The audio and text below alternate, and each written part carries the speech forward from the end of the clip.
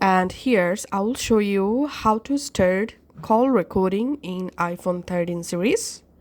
To enable call recording feature in your iPhone 13 series, you must have to update your iPhone to iOS 18.1 or newer version.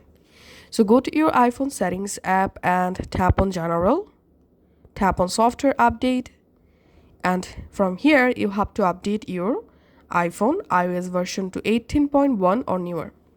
So here I'm tapping on About, and as you can see, I'm already using iOS version 18.1.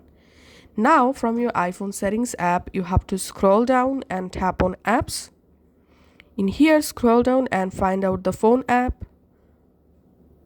Under Phone settings, here scroll down and tap on Call Recording and just enable call recording option in your iPhone settings.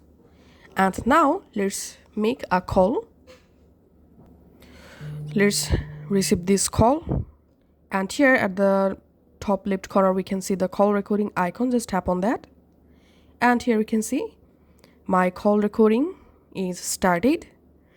And now you can pause the call recording by tapping on this pause icon or stop the recording. And now you will find all of your saved call recording in your iPhone Notes app.